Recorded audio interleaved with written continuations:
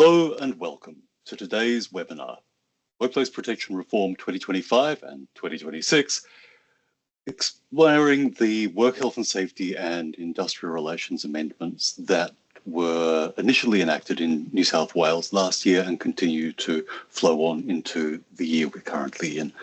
My name is Michael Nelson. I'm the Customer Experience Manager with LexisNexis Regulatory Compliance, and today I'm joined by my good friend and colleague Leo Arouca, General Manager of Clew.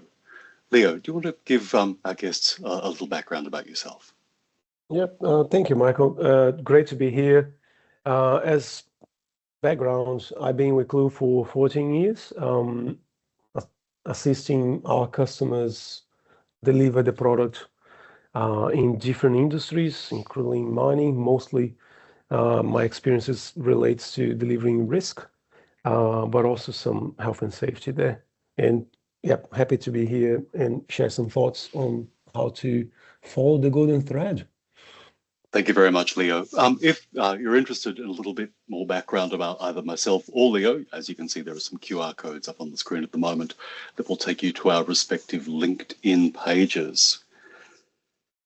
Next slide, please. So first, a little bit of housekeeping. This session, as you can see, is being recorded, and we will share a copy of it with you after the event has concluded. There will be materials that are available after the event as well, and that'll be included in further correspondence. But if you do have any questions over the course of the webinar, on the bottom left-hand corner, there's a QR code that will take you to a Microsoft form where you can lodge any questions, and either Leo or myself or both of us will be more than happy to get back to you. So we've done our agenda. By now you know who we are. First, we'll start with a rough overview of the legislative reforms that commenced in July of last year. We'll look at some of the key amendments, and then we'll look at a particular aspect of those amendments, which, as I'm sure people on the call already know, were really wide-ranging. And we'll look at the process of identifying the changes that were put in place, and there's one tranche remaining to be put in place in July, and how you can identify those and how you can manage those change states in a way that's easy and effective as well. Next slide, please. So first things first, let's start with Leo and Clew, and I'd invite Leo to provide a little bit of background about who Clew is and what you do. Thank you, Michael. At Clew, we are all about linking and connecting the dots between your data and providing you this clear picture, joining objectives to risk, to causes, to impacts, controls, and action, but also compliance, audit, and safety and assurance. These are all activities that, in a way, inform risk, and we call this the golden thread. As you can see on this very simple diagram on the right side, we see that everything that you do, and it's around you as a compliance professional, is in a way should inform risk. And connecting those dots becomes quite critical because it enables you to inform your peers that are currently managing risks, and you might be a risk owner yourself, of potential legal environment changes that could impact everything that you do and the effectiveness of controls that you have in place. And as you know, if controls that you put in place don't work, you end up with unwanted events, which like the infamous incidents. So that's pretty simple. Clew's been around for 16 years now. We are WA based, Western Australia based, and we serve a lot of agencies in the Western Australian state government, including with risk, compliance, and audit, which is quite an interesting reason for me to be here in this webinar for the New South Wales government. Now, this simple slide here just shows in a very clear way how the golden thread connects everything from the regulatory compliance changing at a state government level through LexisNexis via alerts into Clew, into the seamless integration that we have together that flows into obligations that are connected to controls and connected to risk. And this is what we're going to be showing today when we come to the platform side. Over to you, Michael. Brilliant. Thanks, Leo. So now LexisNexis, very briefly. LexisNexis has been around in various guises for the best part of 200 years. And for the bulk of those 200 years, we've predominantly focused on legal research. About 10 years ago, we formed the view that the people who were good at providing meaningful commentary on legislation and case law for the legal profession would be very good at providing commentary on legislation and regulation, prudential standards and guidelines and so on and so forth for people who work with or are impacted by regulatory compliance. We provide content that allows organizations to identify and clearly understand the obligations that they have in given areas of law and support those obligation registers with guidance around what's changing. We live in an active legislative environment, approximately 5,000 regulatory changes at a federal and state and territory level every year, and around that number every year for at least the past 7 or 8 years. So understanding your obligations is one challenge. Understanding how those obligations are changed through legislative reform is quite another. And what we're hoping to do today is give you a sense of how what LexisNexis provides through the auspices of Clew gives you a sense of how you can track and identify and respond appropriately to often quite complicated regulatory change environments. So, to the nub of the matter, Industrial Relations and Other Legislation Amendment Workplace Protections Act 2025, New South Wales.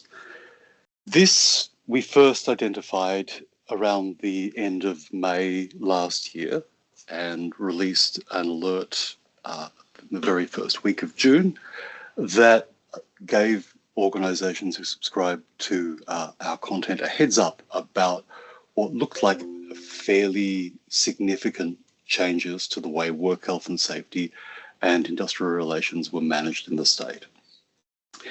As you can see, it's rolled out in 3 tranches, the first of which took effect in July of last year, the second of which has just taken effect, and the third of which will take place in July. And in and of themselves, they are relatively interesting changes in as much as there seems to be a shift towards driving a more productive and more engaged culture around psychosocial hazards, around workplace safety, around sexual harassment and discrimination and bullying and so on, across every workplace in New South Wales, with associated reporting structures, with a view to making workplaces safer for everyone concerned. So, in a nutshell, there are some key areas to focus on. The first is that unions now have a greater role in assisting employees with their rights when it comes to working in a safe working environment. There is a move to adopt codes of practice such that they now have legally binding aspects. When a code has been ministerially approved, all of a sudden it moves from a good to know to a must have in place. There are moves to make sure that dispute resolution is faster and easier to effect. And there's a really interesting element around the reporting on psychosocial risks and what people are seeing in the workplace and how Safe Work New South Wales is reporting on those. So there are some other ones as well, of course. And again, running through that theme, there's expanded worker protections. So wider anti-bullying and sexual harassment protections.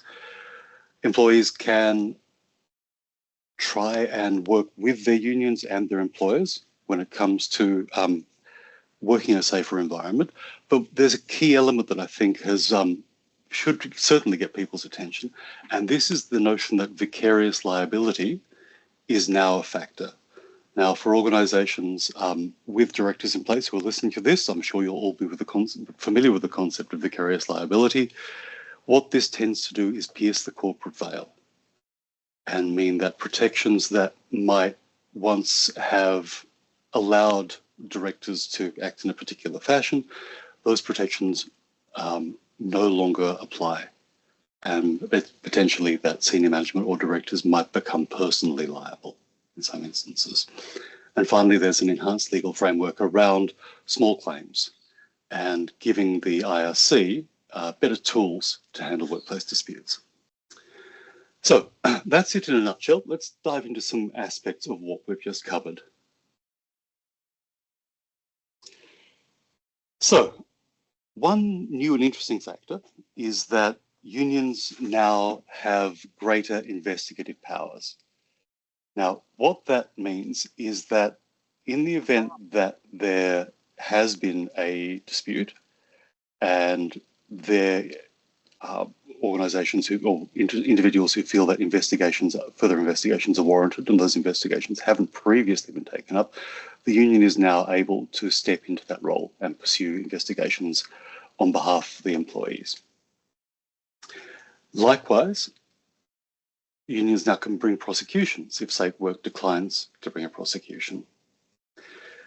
In the event that there has been a lapse in bringing a prosecution, and it can be determined that it's in the interests of justice to bring that prosecution, the previous two-year life deadline has fallen away. And the idea is less about being punitive, I suspect, and more about encouraging employers and employees and unions to work together for the benefit of all concerned when it comes to working and creating a safe workplace environment. So this is another interesting one. We touched on it before. So where previously codes of practice have been guidelines on how to operate in a particular environment in a particular way, there's been a move to align with what I understand the case is in Queensland, where codes of practice are now mandatory unless you can demonstrate that what you have in place meets or exceeds what the code of practice discusses and requires of you. Likewise, providing access to the IRC with greater mediation powers or arbitration without necessarily having a safe work inspector in place can potentially expedite a dispute. And of course, there's that move towards a streamlined enforcement to make sure that where potential breaches or disputes do arise, the matter is identified and dealt with as quickly and effectively as possible for all concerned. So this is another interesting step. So where there has been bullying, where there has been sexual harassment, workers now have greater powers to try and stop the bullying that's been raised. The employers, as I mentioned before, are now potentially vicariously liable for sexual harassment unless they can demonstrate they've taken preventative steps. Conciliation is now required before anything goes to hearing, and compensation has been bumped up to $100,000 for substantiated cases. And again, the idea is not just to create a more punitive environment, as I touched on before, but to enliven people's understandings of their roles and their responsibilities and the workplace, that environment that they're trying to foster. And the consequence of which is a really enhanced focus on proper development of training, proper development of procedures, proper development of policies, and informing the organisation as a whole about what the right way to behave is under the new regime. So there's a number of other elements, of course. So victimisation protections. Where people have brought claims, there are now greater protections for those people in the event that those claims have triggered some sort of blowback some sort of victimization, akin to what happens occasionally with whistleblowers. Small claims cap, as I mentioned before, is raised to $100,000, so more significant workplace grievances can be addressed through claims. The Commission now has greater powers to intervene and enforce compliance. And again, it comes back to that last point on the screen. There needs to be a transparent, accessible dispute process to foster, and ultimately I think this is what this amending act is trying to achieve, and these words capture it really well: foster respectful, responsive workplace cultures. Let's focus on a particular aspect of what we've just touched on, because as you can appreciate, there is an enormous amount to take into account. And when we look at these kind of portmanteau amending bills, and this, you see things like this at the federal level with the Treasury Laws Amendment Act, while on the face of it, it's an amending bill with three elements, the repercussions and the ripple effect of these changes can be significant to organisations that don't necessarily conduct policy reviews as often as they might. There's always good reasons for that. But what this is designed to do, I think, is to allow organisations to do a pause and refresh, if you like, of the environment that you're currently operating in. And it gives you an opportunity to focus on reviewing the frameworks under which you operate and those policies and procedures and training regimens that are derived from those to give you a sense of what good looks like today. So now we might step into a particular element of this: psychosocial risks, anti-bullying, sexual harassment, and so on. So psychosocial hazards in the workplace has been a concept that's been around for a few years now. Most of the states and territories, I believe, have adopted aspects of legislation around this. Different states and territories treat it in various different ways. But the idea behind it is, again, to understand what these risks are, what risks they pose to the organisation and its employees, and ways that you can incorporate into your BAU to mitigate those and ultimately to prevent them entirely. So what the new legislation is looking at is a requirement for Safe Work New South Wales to publish every 6 months reports on complaints received about psychosocial factors in both public and private sector, notices issued under Part 10, psychosocial matters, and insights and recommendations. And the information that they receive will be published on the Safe Work New South Wales website. So there's good reasons for organisations to get a tighter grip on what their obligations are around psychosocial hazards. And what this reporting stream is designed to do is to give the Minister and Safe Work New South Wales, and by consequence, employers and employees across the state, a clearer view about the kinds of issues that people are reporting on, which then gives you an insight into the kind of areas that you as an organisation might need to focus on. So making sure that your policies are up to date, making sure that you've got mental health strategies alongside physical safety strategies in the workplace, understanding that where you're found to be in breach, there are a variety of penalties, mostly around, the damage that happens when you've got an unpleasant, unhappy, and psychosocially damaging workplace. So there's all sorts of good reasons to make sure that an organisation is alive to these requirements and is reporting when these requirements prompt a report to Safe Work New South Wales, so that they can then bundle up all the data and share that with the Minister and the broader employer environment across the state. So how do you do this? Now, on the one side, you've got the data. Our content team, our legal experts, our technical writers, work every day to review and respond and republish the obligation registers that we tend to, and provide people insights into what these regulatory change states look like through the alerts that we send out. Now, those obligation registers and those alerts flow through into the Clew platform, And now I might pass over to my colleague Leo, who can explain how it works here. Thank you, Michael. As you clearly covered, there is a lot that can be done, particularly when it comes to taking action around being proactive and putting the controls in place to improve the workplace health and safety, including around psychosocial hazards, but also if unfortunately things sometimes do happen, being able to report that, track that, investigate that, and be able to, most importantly, provide the evidence that everything has been done. So everything that you should be doing, you're doing. So if somebody comes knocking, you can go, no, here you go. We got everything here. So how does this whole thing work? Clew has a off-the-shelf integration with LexisNexis that it's updated daily. As Michael just mentioned, their technical writers are constantly updating this content on a daily basis, and it comes in the form of several different data points. One of them being alerts. Alerts, they will come in quite often, and they are always bringing you information before things happen, or as they happen. Here is a standard LexisNexis register in Clew that shows obligations.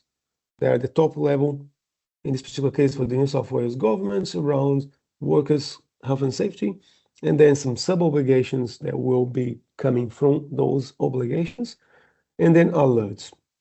Now, alerts, if I jump into one here that I have ready to go that relates to psychosocial hazard, they will come into the platform via the API. The platform will notify you.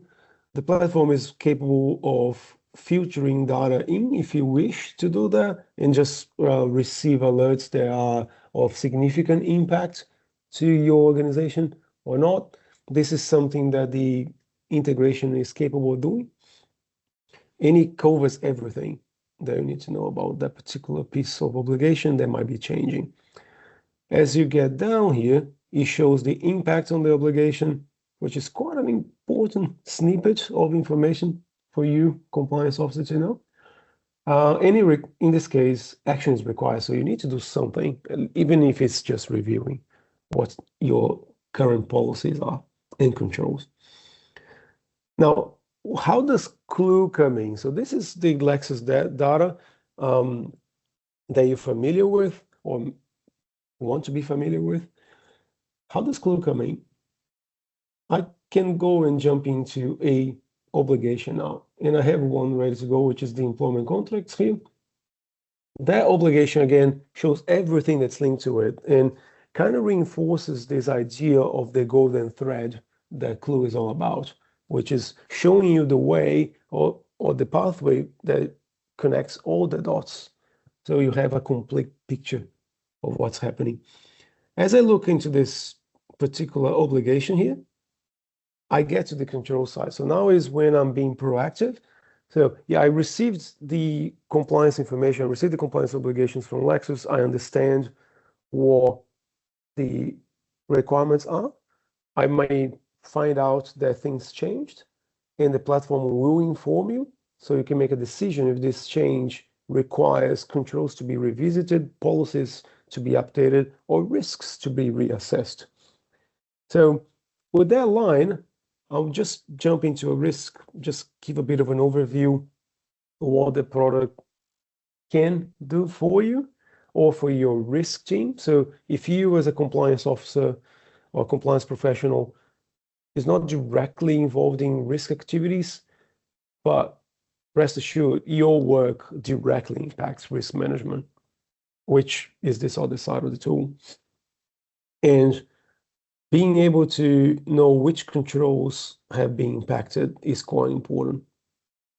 To that effect, I'll jump into what we call a bow tie, which is a simple diagram depicting a risk. So that's my risk in the middle there. Fatigue, mental overload resulting in psychological harm and impaired performance, which is right in the middle of psychosocial hazards. This could be anything. It could be bullying, harassment. It could be workplace pressure, anything that relates to this law that we know. And here are causes, so things that can cause this risk, trigger this risk, and these are my barriers. So this area here is right where your policies, your controls, your compliance controls are going. And now, considering that this is a risk that's being managed by a risk owner in a particular area of your organization, having this quick piece of alert that comes in from Lexis prompts you as a compliance professional to come in and review, okay, this obligation may or may not change. If it does change, I can flag it that this obligation impacts controls, and that will send down the golden thread and information to every control, every risk linked to it, that they need to be revisited on the basis that an obligation has changed. And that's where Clew really helps you ensure that you are looking after your employees and your team members and protecting them from any psychosocial harm. Going back here, the next thing is, okay, but how does that translate into events that may happen? So yes, you can do a lot. You can put every barrier in place and things will still happen, can still happen. And being able to provide to your staff an easy way to report these complaints, the psychological complaints or hazards or incidents, as it's been called differently here in Western Australia at least. It's a very simple process. You go, here's an incident, and this can be also anonymous. It can be open in a portal. You don't need to have a user account to report this. Here, in this case, for this one that I'm showing, a user account's needed, but just keep in mind that options are provided for external parties. It's an incident. It could be easily say this is a psychosocial event.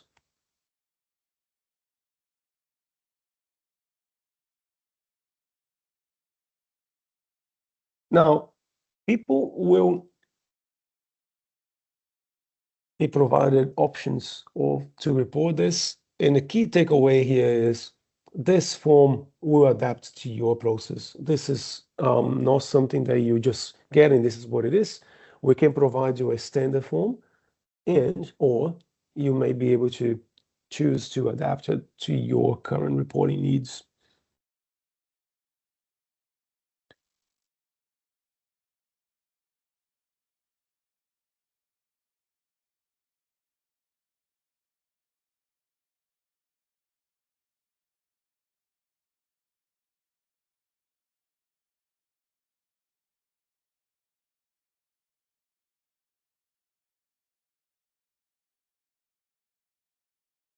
So it could be something simple as that. So during business events, some employees report their manager was harassing them, or it could be just that employees constantly report that this particular person is always making inappropriate comments or things like that.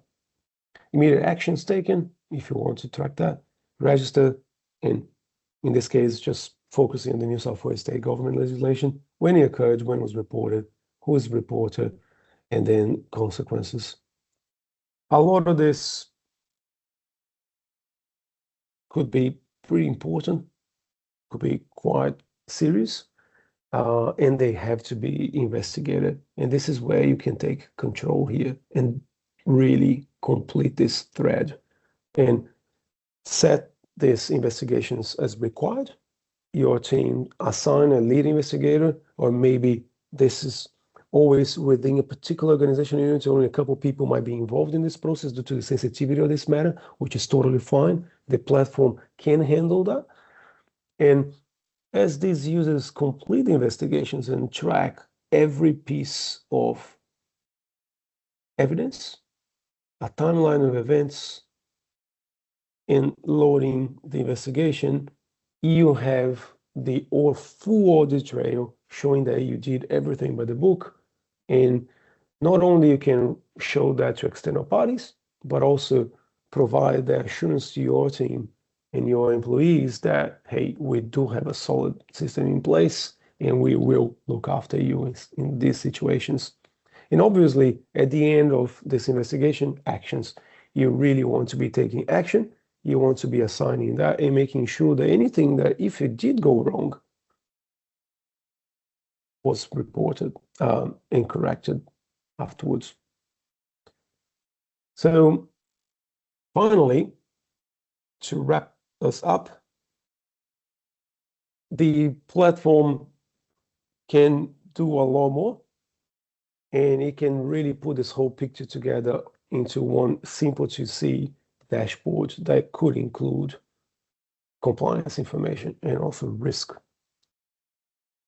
Thanks very much, Leo. And I think that really highlights something that we are all alive to, but occasionally need a gentle reminder, in that understanding our obligations and having a clear view on what they are today and what they look like, what they might look like tomorrow, is one thing.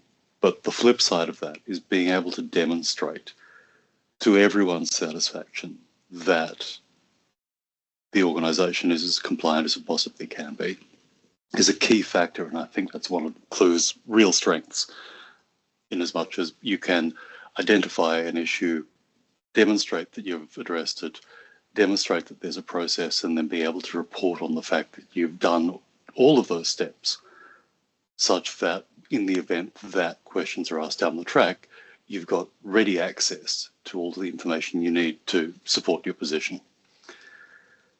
So, in conclusion, the Industrial Relations and Other Legislation Amendment Workplace Protections Act 2025, it's the final tranche takes effect in July, when with the move to making ministerial or codes practice mandatory. The steps that you need to take, we've covered at a relatively high level, but I think more to the point, what we were trying to demonstrate today is that there are ways where you can more easily and more effectively capture your obligations, capture the effect of reg change on those obligations, distribute them across the organisation such that the people who need to know certain things can find them relatively easily and report on those relatively easily, using the combination of the LexisNexis regulatory compliance content and Clew's platform. Really appreciate the time that you've taken to listen to Leo and myself today. I hope it's been useful. As we mentioned right at the top of the piece, there is a QR code that will allow you to submit any questions you'd like to, either to Leo or myself or both. But if you'd like to arrange for a demonstration or have a little bit more information about the regulatory compliance content or the Clew platform, raise your phones to the screen. There are some QR codes there, as you can see, and we look forward to working with you more closely in the future. Thank you for your time. And Leo, thanks for yours. Thank you, Michael. Thank you all for listening to and watching our webinar. If you have any concerns, any questions, please feel free to contact me. Thank you.